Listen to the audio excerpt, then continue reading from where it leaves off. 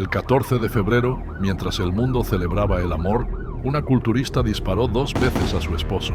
Él era un marine, ella también. Él era agresivo, ella letal.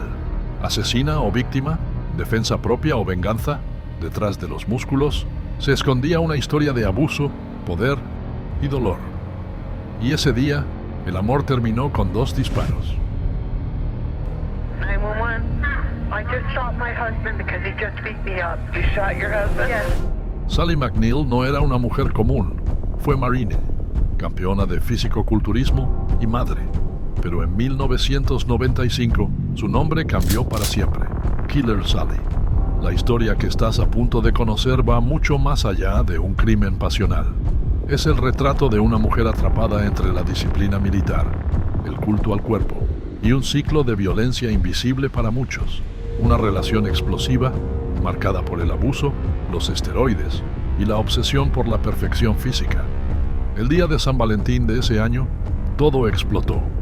2 disparos y un cuerpo en el suelo. Pero lo más perturbador no fue el crimen, sino lo que ocurrió después.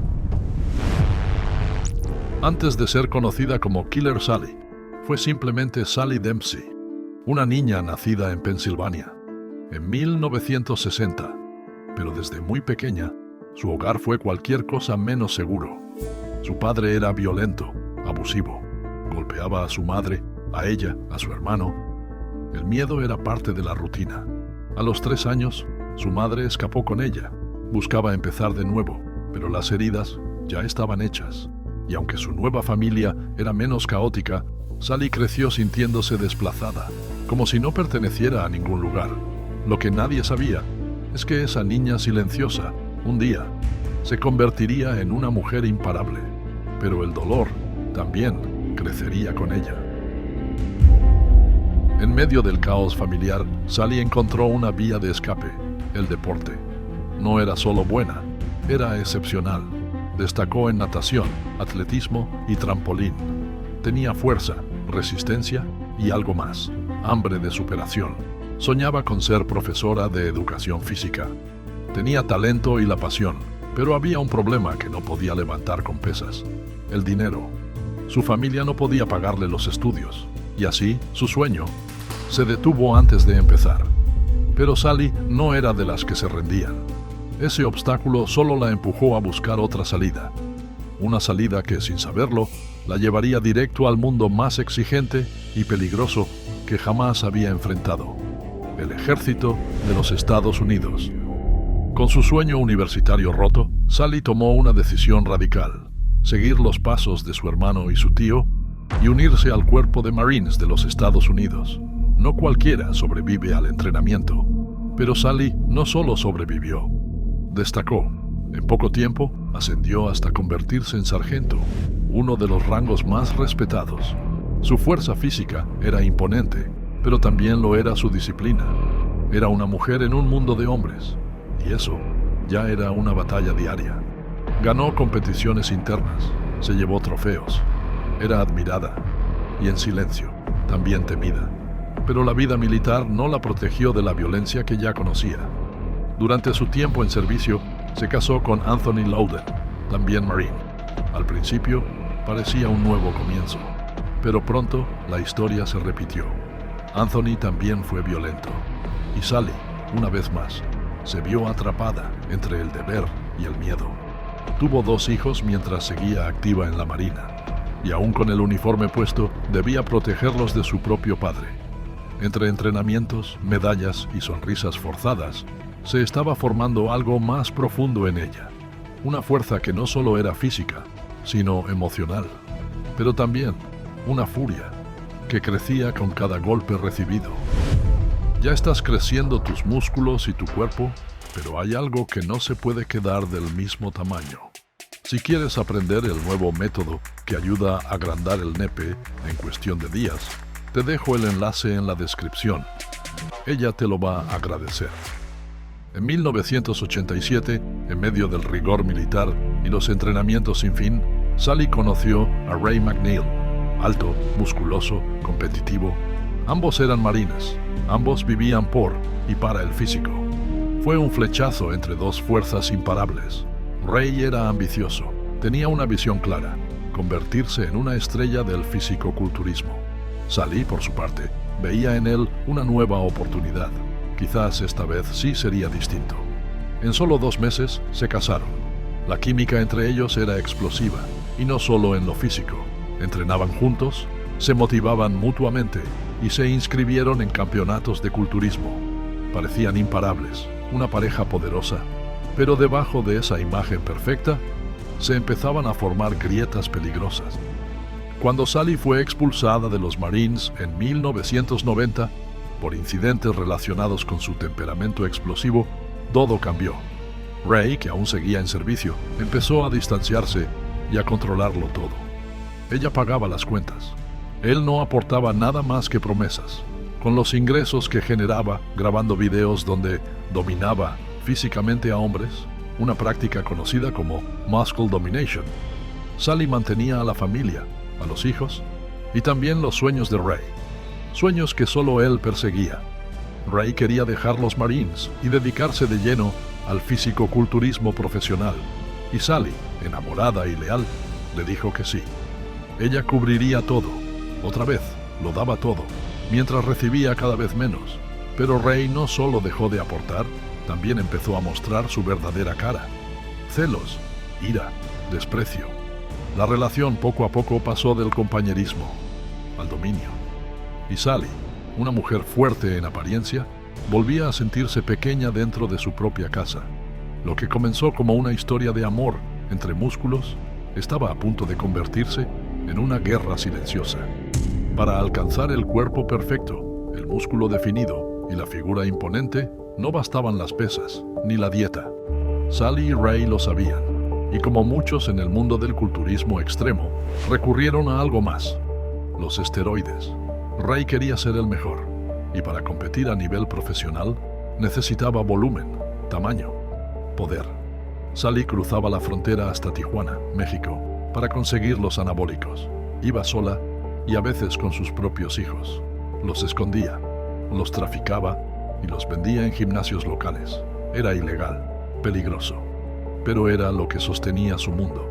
Además, Sally grababa vídeos privados donde dominaba físicamente a hombres. Videos fetichistas donde la veían aplastarlos, inmovilizarlos, mostrar quién tenía el control. Pagaban bien, muy bien, hasta $300 por cinta. En pantalla, ella era fuerte, imponente, invencible. Pero en casa era otra historia. Ray se inyectaba cada vez más. Su cuerpo crecía, pero también su agresividad. El uso constante de esteroides lo volvía más irritable, más impredecible, y ese temperamento explosivo lo descargaba sobre Sally y los niños. Lo más irónico era que todo lo que tenía Ray se lo debía a Sally. Ella lo financiaba, lo alimentaba, lo apoyaba, pero él solo le devolvía control, desprecio y miedo. Detrás de las cámaras, la reina del músculo vivía atrapada en una jaula sin barrotes, pero con muchas cicatrices invisibles. Y lo peor estaba por llegar. Todo lo que sube también cae, y en la vida de Sally y Ray, ese descenso fue rápido, violento y peligroso. A mediados de los 90, el dinero comenzó a escasear. Los vídeos que antes le daban ingresos a Sally ya no se vendían igual. La demanda bajó, y con ella, la estabilidad. Ray, por su parte, vivía completamente obsesionado con su carrera como culturista profesional. Entrenaba todos los días, seguía aumentando las dosis de esteroides y se preparaba para competir en el Mr. Olympia, el evento más importante del mundo del fisicoculturismo. Pero en 1994, la gran decepción llegó. Ray no solo no ganó, quedó en el puesto 15. Para un hombre como él, eso fue más que un fracaso. Fue una herida en el ego, y alguien tenía que pagar el precio. La frustración se convirtió en ira. Ray se volvió aún más agresivo, más impredecible.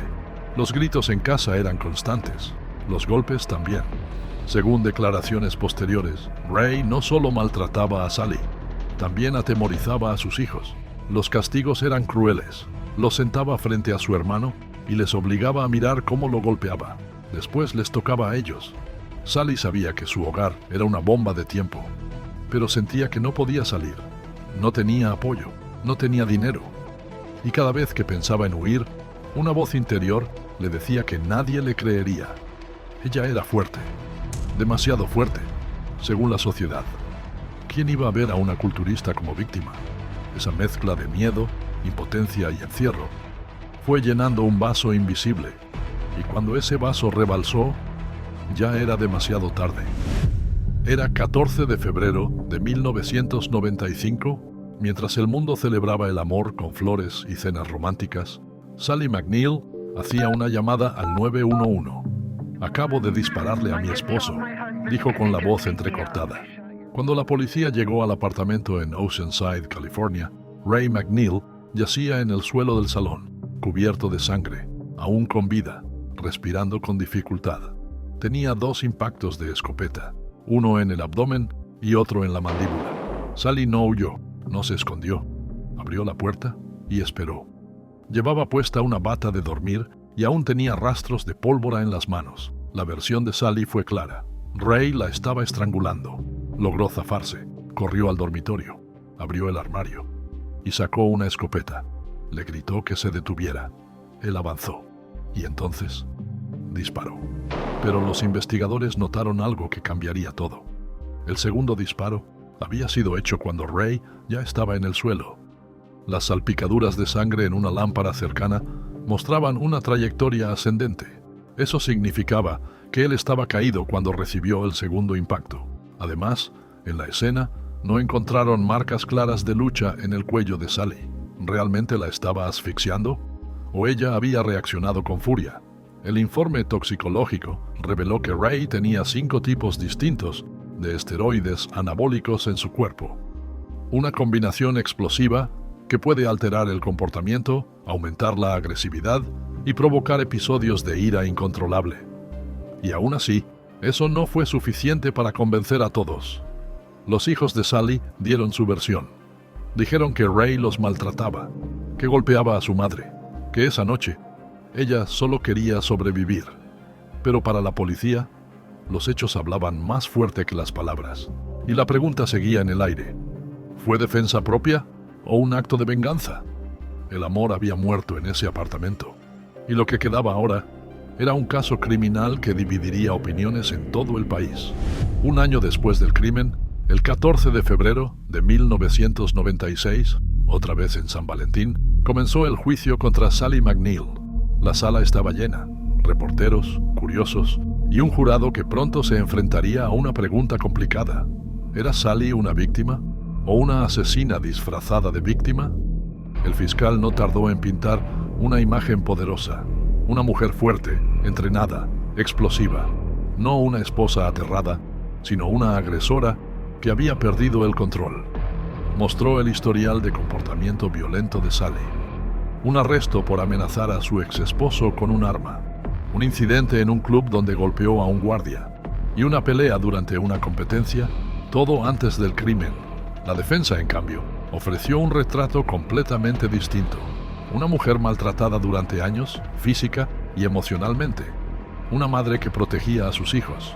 Una esposa que vivía con miedo. Y el detalle que no podían ignorar: Ray tenía esteroides en el cuerpo y un largo historial de violencia. Incluso su hija mayor testificó a su favor. Dijo que lo que su madre había hecho estaba bien, porque Ray era una amenaza constante en casa, porque todos le temían. Pero hubo un problema. Sally no encajaba en el molde de víctima perfecta. No era pequeña, ni frágil. No lloraba en cada toma del juicio. Era fuerte, segura, dura, demasiado, según algunos. El jurado no pudo ignorar su físico. Su fuerza jugó en su contra. Y aunque sí había sido víctima de abusos, al final, eso no pesó tanto como su imagen. El 19 de marzo de 1996, Sally fue declarada culpable de asesinato en segundo grado y condenada a 19 años de prisión. No hubo gritos, no hubo lágrimas dramáticas, solo una mujer mirando al frente, aceptando una sentencia que muchos creen nunca fue del todo justa. Y así terminó el juicio, pero no la historia. Sally McNeil pasó casi 2 décadas tras las rejas. Cuando salió en 2020, no quedaba rastro de la campeona musculosa. Ya no era una figura imponente, Era solo una mujer rota, intentando empezar de nuevo. Pero su historia sigue dividiendo al mundo. ¿Fue justicia o prejuicio? ¿Se juzgó el crimen o se juzgó su cuerpo, su carácter, su fuerza? Y entonces surge otra comparación inevitable. Oscar Pistorius, otro atleta, otro San Valentín, otro disparo. Pero su condena fue menor, mucho menor. ¿La diferencia? Él era un hombre admirado. Ella, una mujer que no encajaba en el papel de víctima. La pregunta queda abierta. ¿Puede una mujer fuerte ser vista como vulnerable? ¿O su fuerza se convierte en su condena? Si te gustó este video del trágico caso de Killer Sally, seguro te gustará este otro video de la trágica condición de Lou Ferrigno. Te dejará al filo de la butaca. No te lo pierdas.